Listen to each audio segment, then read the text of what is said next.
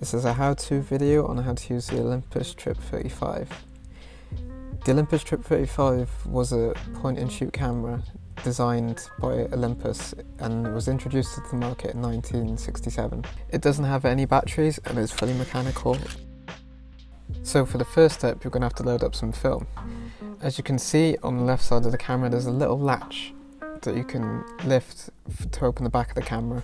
Once the back is opened, you can see it looks like a conventional 35mm camera. Before you load up the film, you can lift the film rewind knob. Now loading is pretty straightforward. You put the canister in the back and it's only allowed to go in a certain way, and then you pull enough film out so it reaches the other spool. Now this bit is the important bit, as this camera is actually quite easy to misload. So if you make sure the teeth on the spool, the middle spool, are in line with the sprocket holes, and guide this in and let it wrap around the other spool a few times, you'll notice it's tight. Then once you've done that, close the door, make sure it's firmly closed and latched, and then you want to wind on the film. You press the shutter release button and you keep winding on until it goes to number 1. If you are in dark conditions and the aperture ring is set to automatic, a red flag will pop up in the viewfinder and it won't allow the shutter to fire, which is a really useful tool. But when you're winding on new film, this can be annoying. So before you wind on new film, you set the aperture ring to one of the manual aperture settings. This means it will fire regardless. Once you've got everything loaded up to the first frame, it's time to set the ISO. The front metal ring, the little metal ring, is what you use to set the ASA/ISO, and you set this accordingly to the film's box speed, or over or underexposed.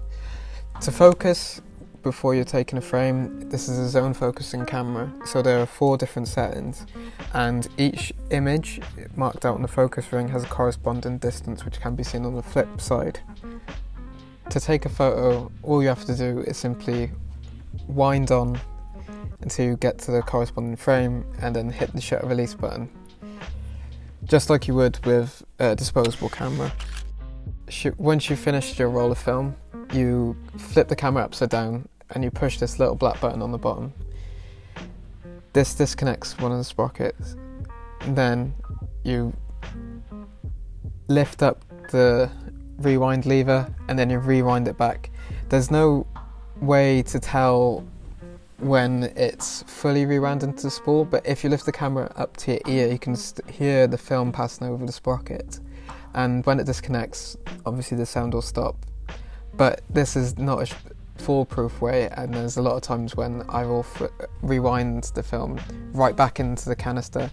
This makes the job a little bit more tricky when it comes to developing the film. If you have to use a leader retriever, but this is completely fine and it's something that people who develop film are accustomed to.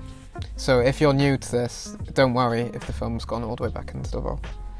And that is the Olympus Trip 35.